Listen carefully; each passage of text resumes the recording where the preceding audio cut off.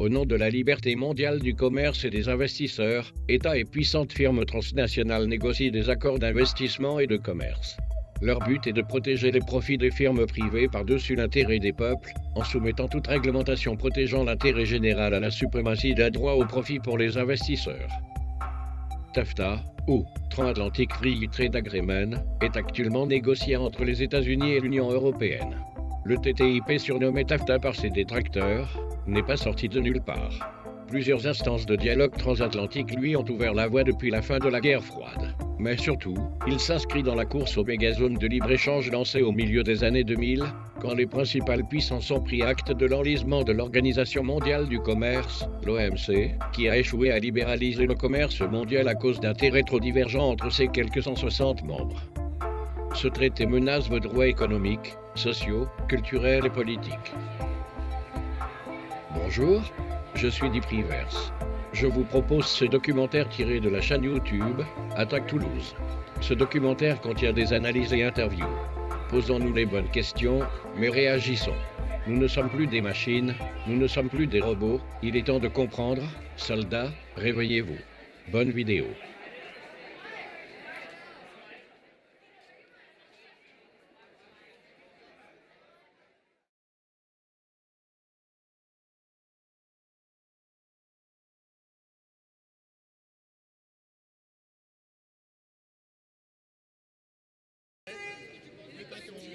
Tout à fait contraire à l'évolution.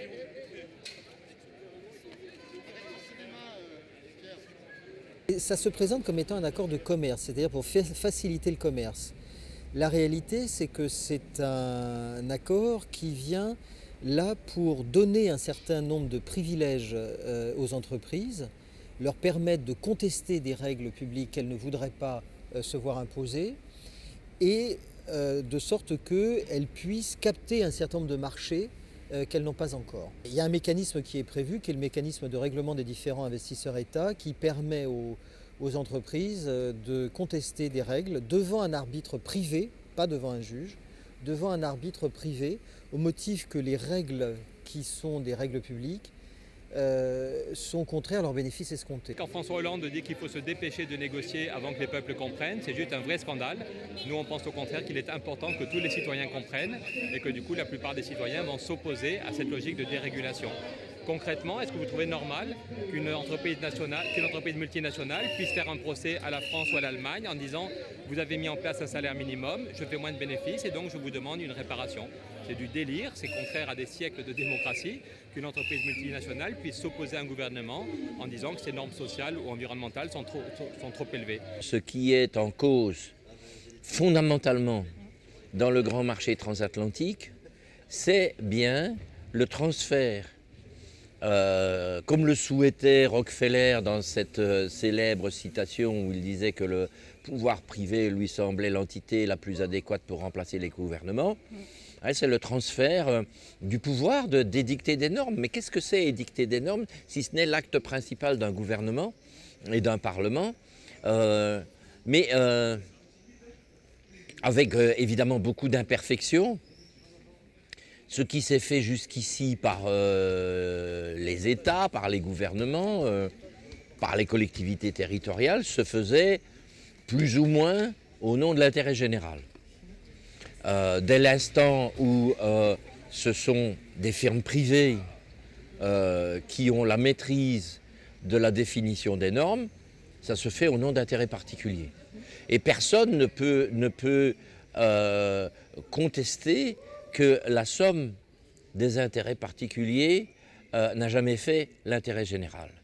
Et moi, ce que je reproche aussi à cet accord, c'est qu'on est dans une logique libérale, de fuite en avant libérale. En disant, allons-y, faisons du commerce, organisons le libre-échange et la norme sortira des accords commerciaux. Je crois qu'il faut être dans une position autre. On établit nos normes, nos préférences, notre cadre de négociation et après le commerce, l'économie s'inscrit dans ce cadre. Mais ce n'est pas aux échanges commerciaux, aux multinationales, comme vous dites, de fixer la norme. TAFTA, c'est pour nous un risque immense au niveau global, c'est-à-dire qu'aujourd'hui, le système de santé dans la plupart des pays d'Europe, en tout cas d'Europe de l'Ouest, est basé sur un financement public ou un financement de solidarité à travers la sécurité sociale. Il est clair que TAFTA vient avec un tout autre modèle. C'est un modèle où on amène des fonds privés à travers des assurances privées. C'est un risque majeur de dualisation de la santé, c'est-à-dire que ceux qui ont la chance d'avoir un emploi, du fric, de quoi se payer une assurance privée, auront des soins de qualité, ça il faut encore voir, et les autres, ils seront dans un système d'assistance où on va leur faire des soins de deuxième zone et vraiment avec un risque majeur d'exclusion pour toute une série de la population.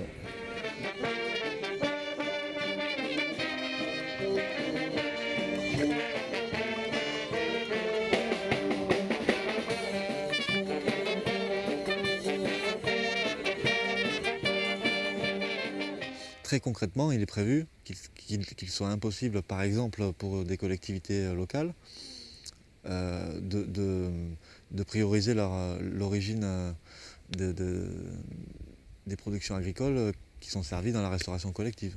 Ça, c'est un exemple qui illustre bien comment l'agriculture industrielle peut conquérir les espaces qui étaient encore occupés par une petite agriculture locale et dévolue à la satisfaction des besoins de la population alentour. Par exemple, moi je fournissais jusqu'à il y a quelques années l'hôpital de Villeneuve-sur-Lot en poires. Poires que j'affinais, que je préparais, que je faisais mûrir de façon à ce qu'elles soient consommées le jour même. Et il est des clauses dans l'accord transatlantique qui interdiraient en fait que les collectivités locales privilégient la production locale. Et il ne resterait finalement comme critère de choix pour les collectivités locales que la notion du prix. Si le TAFTA passait, finalement, un producteur de pêche de Californie aurait exactement le même droit d'entrée que moi. On a un avant-goût des produits du marché transatlantique offert par l'hypermarché transatlantique. Donc c'est l'avant-première de tous les produits qu'on peut avoir dans nos assiettes d'ici 2 ou 3 ans avec le marché transatlantique. Et donc on a des OGM, du lait industriel, des mille vaches comme on est déjà en train d'en faire en France, du saumon recomposé en laboratoire, du poulet aux hormones lavé à la chlorine. Donc là ça nous fait un bon gros poulet, je veux dire là vous en avez pour votre prix quand vous achetez le poulet. Et aussi de l'eau naturellement pétillante au gaz de schiste. Donc qui est tout à fait rafraîchissante, qu'on peut goûter. Et toutes sortes de jus de fruits dont on ne peut pas vous révéler la formule, c'est un secret industriel. Dans de nombreux États américains, ils ont déjà eux aussi des normes sanitaires. Je pense en particulier par rapport aux OGM. Il y a près de la moitié des États américains qui ont une législation qui oblige à faire état sur tous les produits de la présence ou non des OGM. Et donc, il y a aussi, les États-Unis, ce n'est pas un bloc, il y a aussi à l'intérieur des États-Unis des craintes, justement parce que toutes les avancées qu'il y a pu y avoir ces dernières années en termes de protection des consommateurs, etc., risquent une grande régression. Donc, aussi bien en Europe qu'aux États-Unis. Parce que le problème n'est pas l'Europe ou les États-Unis. Aujourd'hui, sur les OGM, c'est Monsanto qui mène la bataille. Il ne le mène pas au nom des États-Unis ou au nom de l'Union européenne. Il la mène au nom de ses actionnaires, qu'ils soient américains ou qu'ils soient européens. Les nouveaux droits donnent des pouvoirs extraordinaires aux investisseurs. De nouvelles règles pour faciliter la délocalisation de nos emplois, attaquer nos lois, demander à l'État de l'argent en compensation, modifier les règles de propriété intellectuelle, diminuer nos accès et libertés sur Internet, diminuer la protection de notre vie privée ou encore augmenter le prix des médicaments. Dans ce que cet accord propose pour fabriquer cette convergence, effectivement, on va construire des comités paritaires entre des représentants de l'Union européenne, des représentants américains, qui vont négocier pour s'entendre sur des normes. Et À partir du moment où on n'a plus le filtre démocratique des parlements, du débat public, il n'y a pas de raison qu'on oppose aux scientifiques qui vont se mettre d'accord ou aux multinationales qui vont se mettre d'accord la notion de préférence collective. Eux, ils vont décider ce qui est bon pour vous. Mais surtout, ce qui est bon pour eux, pour leurs échanges. Dans une négociation de ce type, il y a un deal obligatoire, c'est-à-dire je lâche quelque chose pour que l'autre lâche aussi. L'Union européenne se bat véritablement pour l'ouverture des marchés publics américains. Et en échange, ce qui serait échangé, c'est l'abandon de fait de ce que nous avons en Europe et qui figure même dans le traité de Maastricht, même si nous ne sommes pas d'accord avec ce traité, c'est le principe de précaution. Le principe de précaution qui agit de fait de manière très insuffisante, mais qui agit de fait dans un sens normatif, puisque dans le cas où il y a une incertitude, eh bien, on doit attendre pour pouvoir développer un produit, développer une technologie.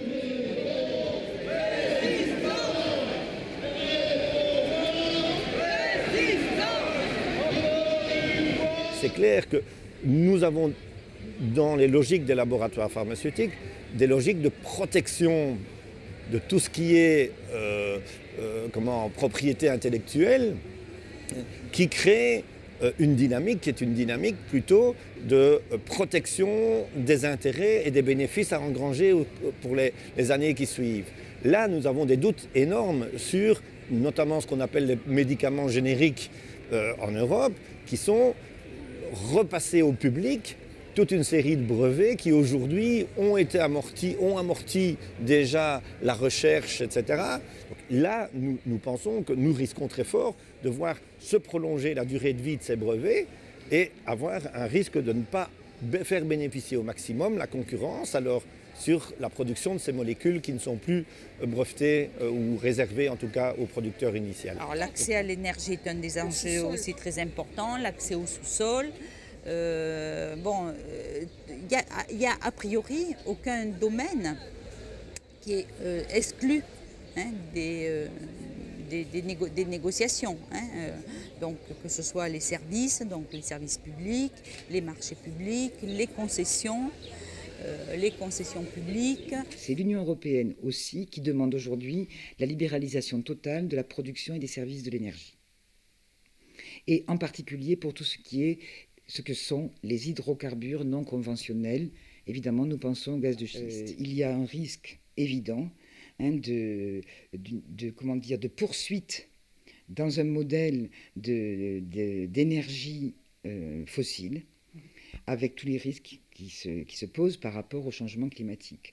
Donc là, si on a une dérégulation telle que la demande de l'Union européenne et telle que la demande des lobbies états-uniens, Chevron, etc., bon là, on est parti pour une exploitation massive des gaz de schiste et avec tous les problèmes que cela peut poser.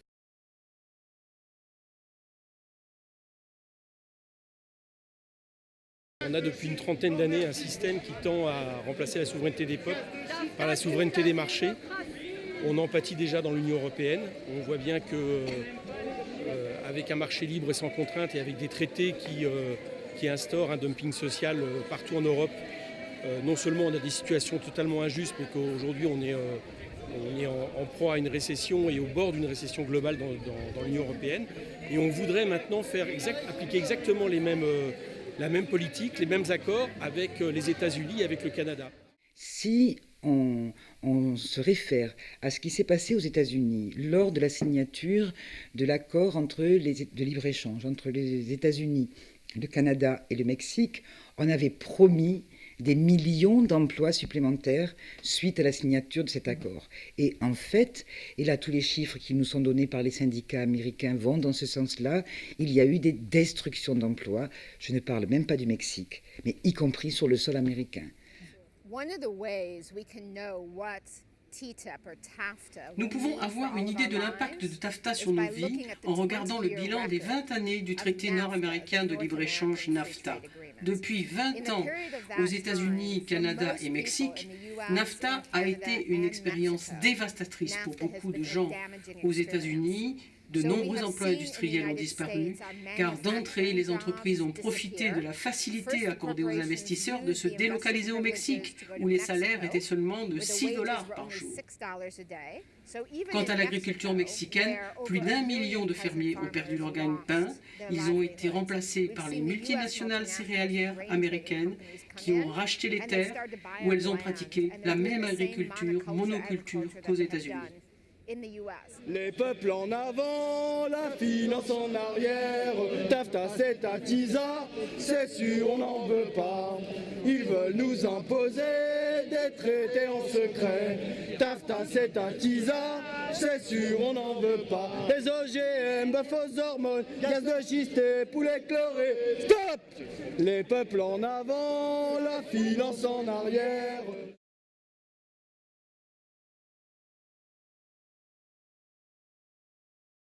Le plus dangereux, sans en faire d'ailleurs uniquement un objet qui pourrait nous occulter le reste, c'est la régulation des conflits, c'est-à-dire la mise en place à l'échelle internationale de dispositifs de tribunaux arbitraux. C'est quelque chose de, pour nous, fondamentalement inacceptable et qui est un marqueur en termes juridiques de ce qui se passe par ailleurs en termes économiques dans le cadre de ce traité.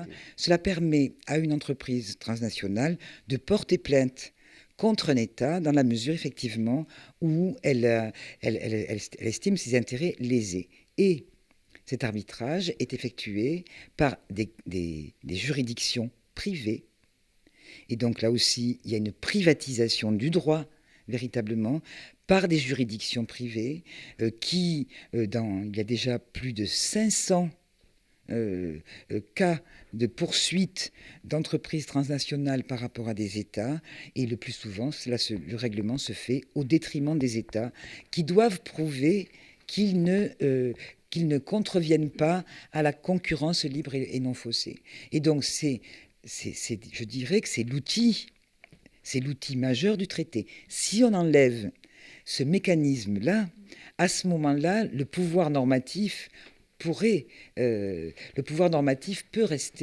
du côté de la société, du public. Prenons un exemple que bien des Européens connaissent. Lorsque nous avons perdu la bataille contre les États-Unis sur le bœuf aux hormones de croissance,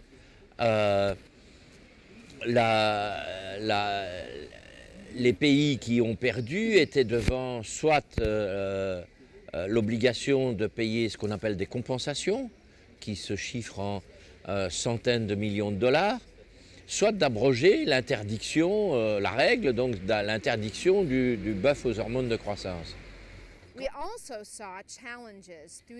Concernant les plaintes des entreprises devant les tribunaux arbitraux privés prévus par NAFTA, ce sont 400 millions de dollars qui ont été versés aux entreprises suite à leurs actions contre nos lois sur l'eau potable, la sécurité alimentaire, l'environnement, l'étiquetage et les normes réglementaires minimales. L'exemple le plus connu est celui de ce qu'a été intenté la multinationale Philip Morris en Australie, et qui a engagé une procédure contre le gouvernement australien qui lui-même de son côté avait engagé des campagnes publiques de lutte contre le tabagisme. On sait au jour d'aujourd'hui que cette décision-là a, par exemple, fait reculer au Royaume-Uni la mise en place de ces mêmes politiques publiques-là, tout simplement parce que ça desservait les intérêts d'une multinationale du tabac. C'est un système de gestion des différends qui est supra-démocratique ou post-démocratique. Voilà. Voilà. Et donc effectivement, la souveraineté des États, c'est-à-dire la souveraineté populaire qui se dote de règles, est assujettie à des intérêts commerciaux. Si on n'a pas des tribunaux indépendants, des intérêts commerciaux, et par contre, politiquement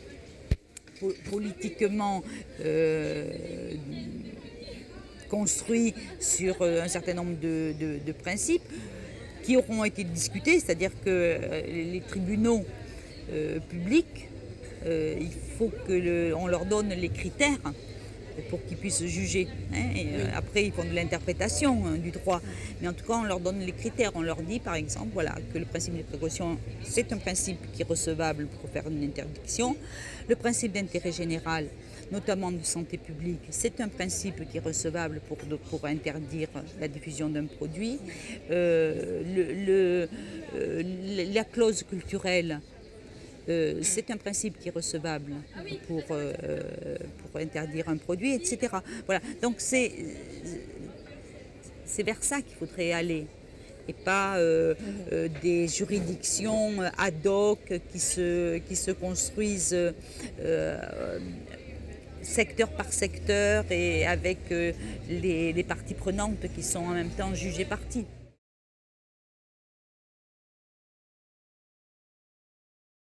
Si nous reprenons véritablement ce qu'est ce projet, c'est-à-dire un transfert des normes sociales et politiques vers des normes privées produites par des firmes. Moi, j'appelle ça un coup d'État.